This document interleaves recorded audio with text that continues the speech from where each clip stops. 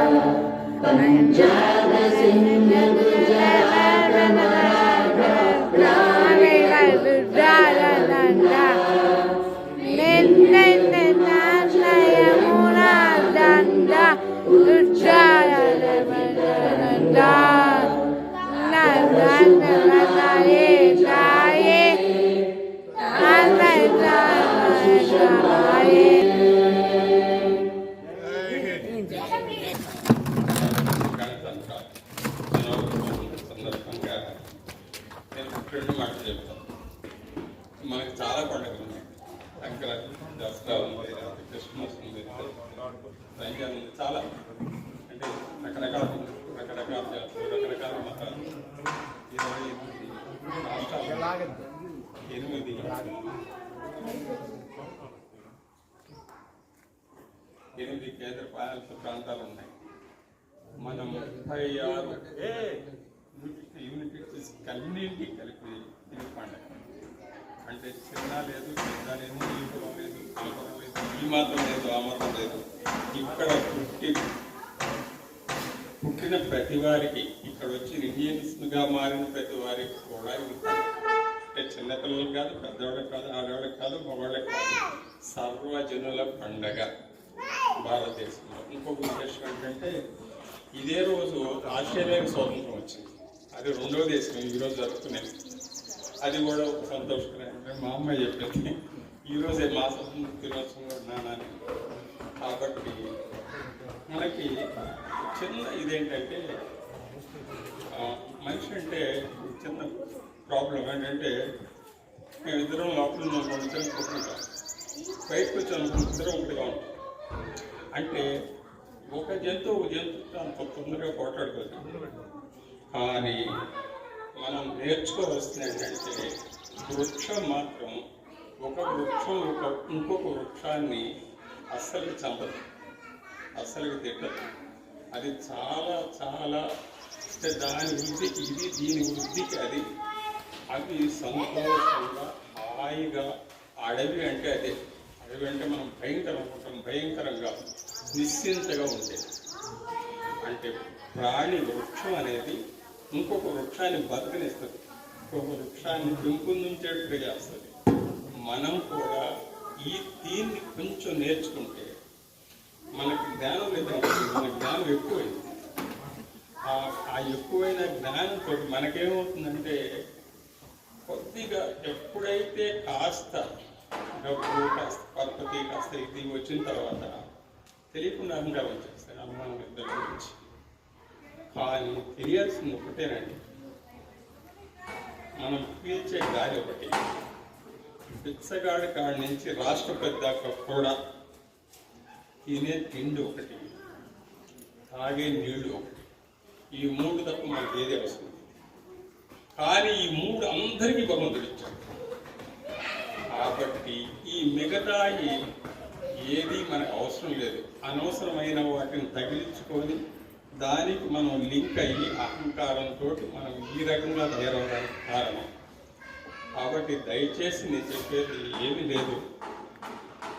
ఒకటి, మనమందరం ఒకటి. ఇక్కడ ఉన్నప్పుడు ఈ బ్లాక్స్ ఆ బ్లాక్ కాదు, ఆ బ్లాక్ కాదు, అందరం మనమందరం కాదు, భారతదేశం అందరం ఒకటి. ఆ భారతదేశం ఎంత ప్రజాస్వామ్యం అంటే మనం 2వ దేశం మాత్రం. ప్రజాస్వామ్యంలో అతి పెద్ద ప్రజాస్వామ్యం.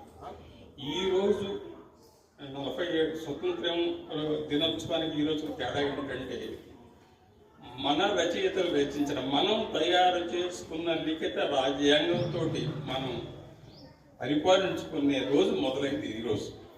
76వ సంవత్సరం ఇప్పటికి మనం చాలా అభివృద్ధి సాధించాం. అంటే మనం అంటే చాలామంది తీసుకోకుంటున్నాం. ఎందుకంటే అమెరికా తీసుకుంటే అమెరికా సాధారణంగా వాళ్ళ పౌరులకి వచ్చే ఆదాయము $60,000. అదే మన వాళ్ళకి అక్కడ ఉన్న వాళ్ళకి వచ్చే ఆదాయం $1,60,000. చూడండి, ఆ స్థితికి వెళ్ళిన మనం చూస్తే సహజంగా అసూయ ఉంటుంది. కానీ మనం వాళ్ళు దాన్ని కూడా తట్టుకోగలుగుతున్నాం. అంటే మనం ఎక్కడైనా ఇవ్వగలం, ఎక్కడైనా ఉండగలం, ఎక్కడైనా పని చేయగలం. కానీ మనం మాత్రం కొట్టుకోకూడదు. మనం ఈ ఒక్కటి కనుక మనం ఆలోచించగలిగితే మనందరమే భారతదేశం, భారతీయుల, మీకులు నాకు కాదు, భారతీయుల ఈ ఒక్క బ్రాండ్ తోటి మనం ప్రపంచంలోనే మేటిగా ఉండగలుగుతాం. ఏ దేశానికి ఇంత గర్వపడే అవకాశం లేదు. గర్వపడే అవకాశం ఉన్న దేశాలు ప్రజాస్వామ్యంలో కూడా లేవు, మనకు తెలుసు అసలు. కానీ మా ప్రజాస్వామ్యంలో ఎన్ని లోపాలు ఉన్నాయో అంతకంటే ఎక్కువ మేలైన ఈ చాలా చట్టాలు మన రక్షించేటటువంటి ప్రజల చేత పరిపాలించబడుతుంది. మనం అనుకునేది చీఫ్ మినిస్టర్, ప్రైమ్ మినిస్టర్ అని కాదండి. వీళ్ళు మనం ఓటు వేస్తే వచ్చారు. అంటే మనల్ని మనం పరిపాలించుకుంటున్నాం. మనం పరిపాలించుకోవాలంటే మన దగ్గర నిజాయితీ ఉండాలి, మన దగ్గర స్వార్థ రహితంగా ఉండాలి, మనము అందరితో పాటు కలిసి ఉండాలి. మనం ఎంత నిజాయితీగా ఉంటే ప్రభుత్వం అంత నిజాయితీగా ఉంటుంది. మనం ఎంత దిగజారితే ప్రభుత్వాలు అంత దిగజారిపోతుంది. వాళ్ళు దిగజారిపోయారు కాదు, మనం దిగజారాము. దిగజారకుండా ఉండడానికి ప్రయత్నం చేద్దాము. అలా అందరూ ఉంటారని కోరుకుంటూ ముగిస్తాను. Thank you. దినోత్సవం, గణతంత్ర దినోత్సవంలో రాజ్యాంగంలో ఉన్న అన్ని విషయాల్ని క్లుప్తంగా 4 మాటలు చెప్పేశారు. ముఖ్యంగా ఐకమత్యం కావాలి. వాస్తవంగా మనకు లోపించింది అదే మన కమ్యూనిటీలో. సార్ గమనించి అన్నీ చెప్పుకుంటారు. చక్కని మాటలు చెప్పారు. చాలా సంతోషం. ఇప్పుడు సార్ చక్కని మెసేజ్ మనకి ఇచ్చారు కాబట్టి చిరు సన్మానం చేద్దాం. చప్పట్లు కొట్టండి.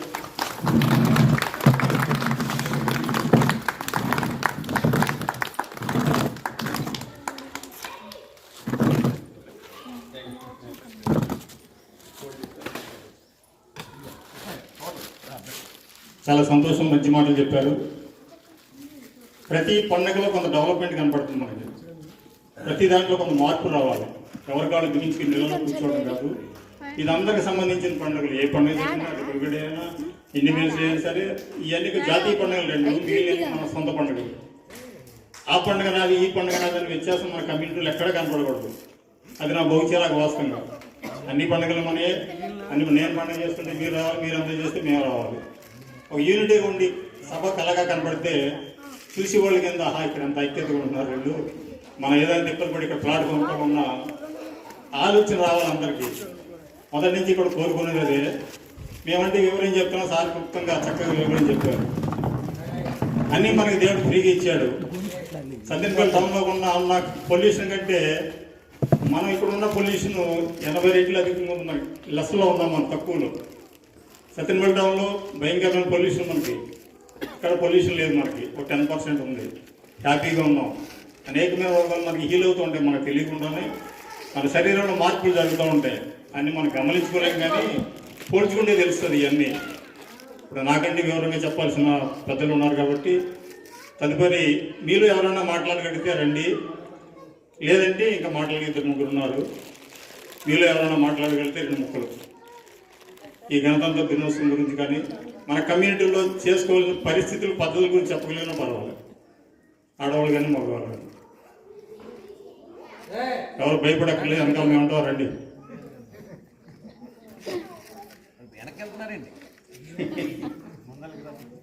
ప్రెసిడెంట్ గారు, సుమన్ గారు 2 మాటలు మాట్లాడుకుంటారు. రామాచారి గారు రండి సార్. కేవలం మనకు తోచిన మాట 2 ముక్కలు సమైక్యంగా ఉంటారు. అదే పిలిచాను సార్ ఆల్రెడీ. వాళ్ళకి ముందు ఆడవాళ్ళకి ప్రిఫరెన్స్ ఇచ్చాము, లెక్కట్లేదు ఎవరు. మా పాప మీరేమో మాడతారా? యూత్ కదా.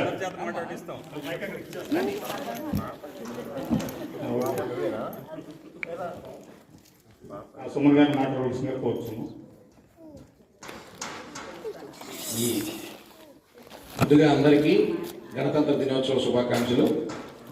ఈ సందర్భంగా మనందరం ఇలా కలవడం చాలా సంతోషంగా ఉంది.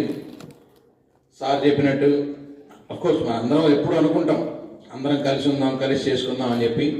సో ఆ మంచి వాతావరణాన్ని అందరం కలిసి సాధించి ఇంకా మన కమ్యూనిటీని మరింత ముందుకు తీసుకెళ్లాల్సిందిగా మిమ్మల్ని అందరినీ మరోసారి అభ్యర్థిస్తూ, సార్ చెప్పారు నిన్న మొన్న పేపర్లో కూడా వేశారు, మనం ఊర్లో ఉంటే జస్ట్ ఒక 2-3 గంటలు తిరిగితే చాలంట 2 సిగరెట్లు కాలిస్తే ఎంత గుండెకి హాని జరుగుతుందో ఆ గాలి పీల్చుకోవడం వల్ల మనకి అంత హాని జరుగుతుంది టౌన్లో ఇప్పుడున్న పరిస్థితి అక్రాస్ ఆంధ్రప్రదేశ్.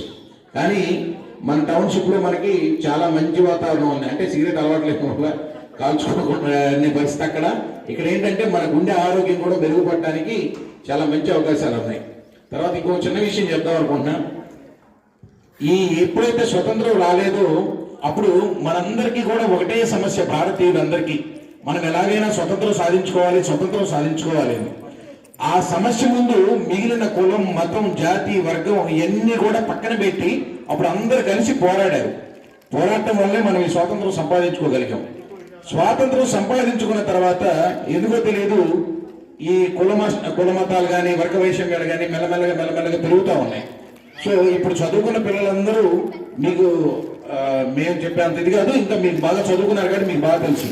కాబట్టి వీటన్నిటికీ అతీతంగా ఎటువంటి రాగద్వేషాలు లేని ఒక ప్రపంచాన్ని కొత్త ప్రపంచాన్ని మనం అందరం కలిసి ముందుకు తీసుకురావాలి.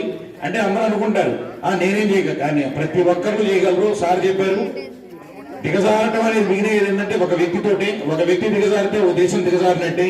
అట్లాగే ఒక వ్యక్తి కనుక ఉన్నత ఆశయాలతో ముందుకు నడిస్తే ఖచ్చితంగా ఒక రోజు కాబట్టి రెండో రోజు కాబట్టి 3వ రోజు వాళ్ళకి తోడు దొరుకుతానే ఉంటది.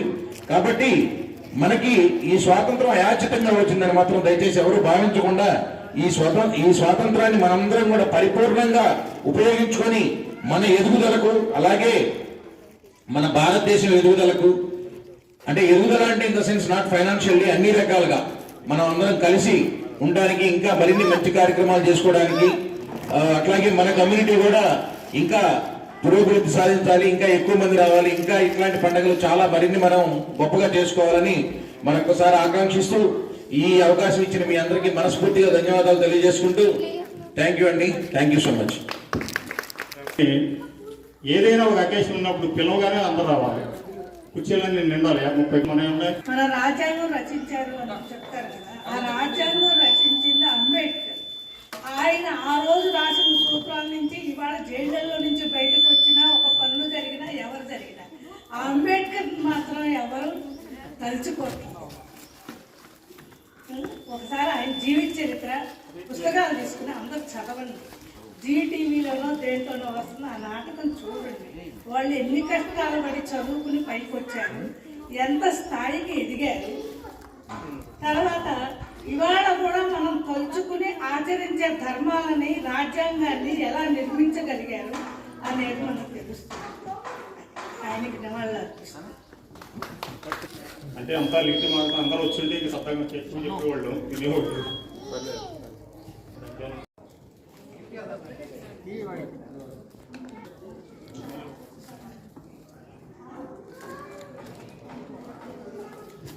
అందరికీ రిపబ్లిక్ డే శుభాకాంక్షలు. రిపబ్లిక్ డే ఎవ్రీ 26th జనవరి ఎవ్రీ సంవత్సరం మనం భారతదేశంలో వాళ్ళందరూ సెలబ్రేట్ చేసుకుంటారు.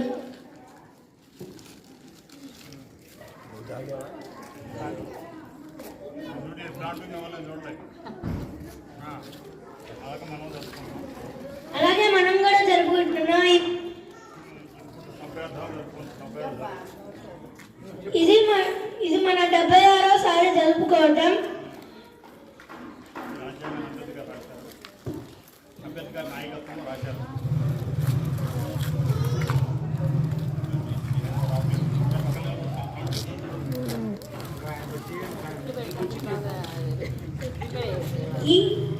ఈ రోజున ఎవరైనా పిల్లలు మాట్లాడతారండి, మాట్లాడట్లేదు. బాబు మాట్లాడలేదు. పాప నువ్వు మాట్లాడరా, మాట్లాడదా దమ్మా నేర్చుకోవాలి. దమ్మా